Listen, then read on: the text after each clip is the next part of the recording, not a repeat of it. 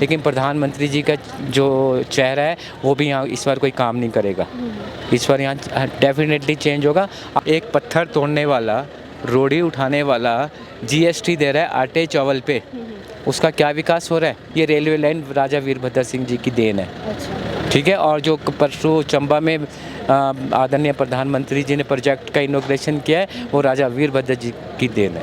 आपने अगर करना है ना विकास, तो जो आपने मिनिस्टरों को फैसिलिटी दी है ना उससे कम कीजिए। जो 40-40 लाख की गाड़ियाँ आती हैं, ठीक है, आपके मंत्रियों के लिए आती हैं। नमस्कार दर्शकों, आप देख रहे हैं DS4 और मैं हूं आपके साथ रितेशना मंगवाना। इस वक्त हम शिमला में हैं और शिमला के जो है DC ऑफिस के सामने खड़े हुए हैं और जानने की कोशिश करेंगे कि हिमाचल की जनता का इस बार विधानसभा चुनावों को लेकर क्या मूड है। क्या बीजेपी सरकार रिपीट करेगी या फिर रिवाज जो है वो जारी रहेगा। हमारे साथ एक अंकल जी हैं और बात करना चाहेंगे, यहीं बैठे हुए हैं। तो अंकल जी, क्या लग रहा है इस बार? यहाँ पे चेंज होगा इस बार। चेंज होगा ड्यू टू एक तो अनएम्प्लॉयमेंट जी और महंगाई इतनी है जी डेवलपमेंट के कोई प्रोजेक्ट नहीं जी दिख रहे किसी को जी और मेन इशू है OPS। और गवर्नमेंट ने 5 ईयर में कोई भी स्ट्रॉन्ग स्टेप नहीं उठाए।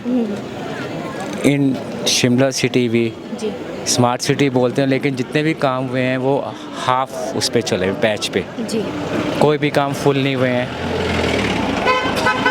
और मेन इशू है कि जो हमारे अनएम्प्लॉयड बॉयज़ एंड गर्ल्स हैं जी वो आज रोड पे हैं जी ड्यू टू बीजेपी गवर्नमेंट। तो इसका 100% श्योर है कि ये चेंज होगी। सर, कहा जाता है कि अभी जैसे कि आपने देखा होगा 13 अक्टूबर को जो है देश के जो हैं प्रधानमंत्री आए थे, लोगों को संबोधित किया और जो कहते हैं वंदे भारत को हरी झंडी दिखाई है। उससे हिमाचल की जनता कितना खुश है? नहीं, उस प्रधानमंत्री हिमाचल आए उनका हम वेलकम करते हैं, लेकिन ये जो भी प्रोजेक्ट हो रहे हैं 4.5 साल के बाद हो रहे हैं। इससे पहले तो कोई प्रोजेक्ट का इनॉग्रेशन नहीं किया, ठीक है ना। और ये वंदे मातरम ट्रेन है, ये बहुत अच्छी चलाई है, प्रधानमंत्री जी का हम थैंक्स करते हैं। लेकिन पर्टिकुलरली श्री जयराम ठाकुर जी की अचीवमेंट्स क्या है? नथिंग, कुछ नहीं है। सर, कल जैसे आपने देखा होगा प्रियंका गांधी जी ने ठोडो मैदान से जब हिमाचल की जनता को संबोधित किया, क्या लग रहा है 10 मैनिफेस्टो में जो उन्होंने वादे किए हैं क्या वो पूरा करेंगे अपने वादों को? 100%। OPS बीजेपी गवर्नमेंट ने ही बैन किया था, श्री अटल बिहारी वाजपेयी जी ने। वो रीज़न ये था कि स्टेट गवर्नमेंट्स को जो इकोनॉमिक एड मिलनी थी, अगर वो उसे इम्प्लीमेंट नहीं करती कांग्रेस गवर्नमेंट तो OPS बंद नहीं होना था। और रही कल प्रियंका गांधी जी की रैली की बात, कांग्रेस की रैली की बात बहुत सक्सेस रही। उसमें कोई 25,000 से अब लोग थे और जो भी हमारी उन्होंने डिमांड्स वहाँ पे बताई हैं वो 100% इम्प्लीमेंट होंगी, 100% होंगी। इससे बीजेपी सरकार से पहले भी कांग्रेस सरकार थी, तो जब कांग्रेस सरकार थी तो क्या उस वक्त भी अपने वादों पे खरी उतरी थी? 100% खरी उतरी थी। CM श्री राजा वीरभद्र सिंह जी थे, उन्होंने जो भी काम यहाँ पे अनाउंस किए थे और उन्होंने बहुत अच्छे काम किए। आप ऑल हिमाचल घूमो, उन्होंने जो बोला वो किया कांग्रेस सरकार ने। लेकिन बीजेपी सरकार का इससे उल्टा है, जो उन्होंने बोला वो बिल्कुल भी प्रैक्टिकली लोगों के सामने नहीं आया है।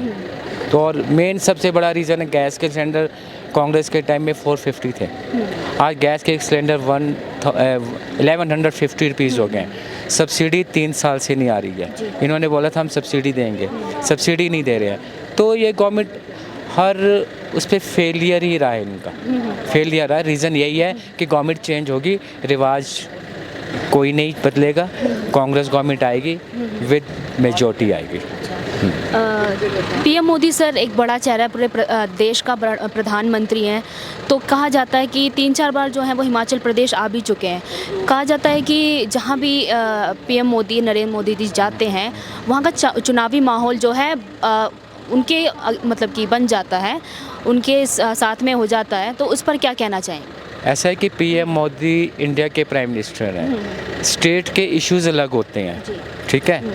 पीएम मोदी हिमाचल आते हैं, उनका वेलकम हम करते हैं, ठीक है, लेकिन उनके जो स्पीचेस हैं उसका इम्पैक्ट आप सोचें कि हिमाचल इलेक्शन में पड़ेगा तो वो बहुत कम है, क्योंकि हमारे स्टेट के इशू लग गए। जो प्राइम मिनिस्टर अपनी स्पीच में हमें एड्रेस करते हैं वो होती है सेंट्रल गवर्नमेंट की पॉलिसीज़, तो वो स्टेट में इतना इम्प्लीमेंट नहीं होगी उनकी स्पीच और उनका इफेक्ट इतना नहीं पड़ेगा। बीजेपी का एक और नारा है कि सबका साथ सबका विकास, तो हिमाचल प्रदेश में ये नारा कितना सफल साबित हुआ है? उनका है अपना विकास और अपना विश्वास। उन्होंने अपना विकास किया, जितने भी इनके मिनिस्टर्स थे, ठीक है, मुझे पब्लिकली एक भी बीजेपी का आदमी मेरे सामने खड़ा कर दो, उससे मेरी डिबेट करवा दो कि उन्होंने कॉमन, मैं कांग्रेस की बात भी नहीं कर रहा, कॉमन पब्लिक के लिए क्या किया। टैक्स बढ़ा दिए, आटा चावल पे जीएसटी आज तक लाइफ में नहीं लगा, ठीक है, जीएसटी लगवा दिया। एक आम बेचारा जो लोग जो रोज़ अपना काम करते हैं, दिहाड़ी लेते हैं, वो आटा चावल वगैरह कहाँ से लेंगे बताओ आप। तो कुछ भी नहीं किया इन्होंने, बल्कि लोगों पे महंगाई इतना ज़्यादा बर्डन डाल दिया है कि वो लोग अपने बारे में तो सोच ही नहीं सकते। वो यही सोचते हैं कि राशन कैसे ख़रीदा जाए, और ये बोलते हैं हम फ्री का राशन दे रहे हैं। तो हमें शिमला में रहते 40 ईयर हो गए, हमने तो नहीं देखा किसी को फ्री का राशन देते हुए, ठीक है। तो ये रीज़न है कि बीजेपी गवर्नमेंट रिपीट नहीं होगी, कांग्रेस आएगी, विद मेजॉरिटी आएगी। सर जीएसटी वगैरह जो जितना भी मतलब कि राशन पे लगाई है, उससे बीजेपी पार्टी का सत्ताधारी पक्ष का कहना है कि ये सब जो है जनता का फ़ायदा है, इसमें देश का विकास होगा। और ड्रोन से बात करते हैं कि ड्रोन से हमने जो है आलू पहुँचाएंगे हम, अगर इतना हमने देश का जो है डिजिटलाइजेशन कर दिया है। नहीं, मुझे एक बात बताइए, एक पत्थर तोड़ने वाला, रोड़ी उठाने वाला जीएसटी दे रहा है आटे चावल पे, उसका क्या विकास हो रहा है? आटे चावल पे जीएसटी लेके आप प्रदेश और देश का विकास करेंगे? आपने अगर करना है ना विकास, तो जो आपने मिनिस्टरों को फैसिलिटी दी है ना, उससे कम कीजिए। जो 40-40 लाख की गाड़ियाँ आती हैं, ठीक है, आपके मंत्रियों के लिए आती हैं, आपके स्टाफ के लिए आती है, चीफ सेक्रेटरी के लिए आती हैं, उनमें तो कोई कटौती नहीं की। एक आम जो बेचारा सुबह से शाम पीठ पे बोझा लेके चलता है, वो शाम को आधा किलो या 1 किलो आटा लेता है, उस पर भी उसको जीएसटी देना पड़ता है। तो बताइए आप उसकी क्या डेवलपमेंट की इन्होंने? उसे तो मार दिया जीते जी, हैं, एक कॉमन आदमी इसी उसमें रह गया। तो इसका चेंज, गवर्नमेंट का चेंज होना चाहिए और लोग करेंगे, हमें पूरा फेथ है।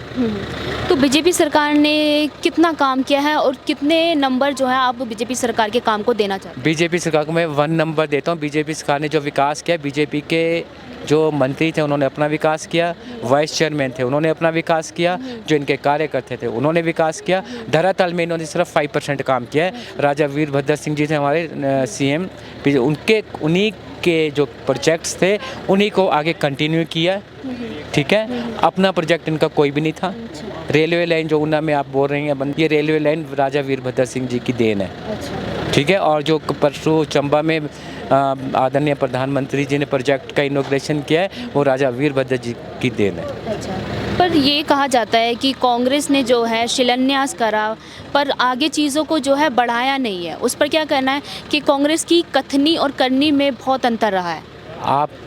आप मीडिया से हो ना, आप घूम के आइए, कहाँ नहीं कांग्रेस ने किया, कहाँ नहीं किया। हाँ, ये है कि गवर्नमेंट चेंज होगी, इनको आगे कंटिन्यू रखना चाहिए था, लेकिन इन्होंने लास्ट के 1 ईयर ये प्रोजेक्ट्स को हरी झंडी दी, क्योंकि इन्होंने पीएम साहब को लाना था, प्रधानमंत्री जी को लाना था, और ये माहौल क्रिएट करना था कि यहाँ बीजेपी गवर्नमेंट आए। लेकिन प्रधानमंत्री जी का जो चेहरा है वो भी यहाँ इस बार कोई काम नहीं करेगा।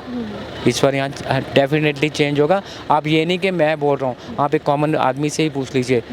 आज महंगाई के कारण लोग इतने दुखी हो चुके हैं। आप बताओ, 1150 का सिलेंडर है, कहाँ से अरेंज करे एक आम कॉमन आदमी जिसकी पे ही 7000 है, वो 1150 का सिलेंडर, आटा चावल चीनी पे जीएसटी लगा दी, तो कहाँ जाए वो?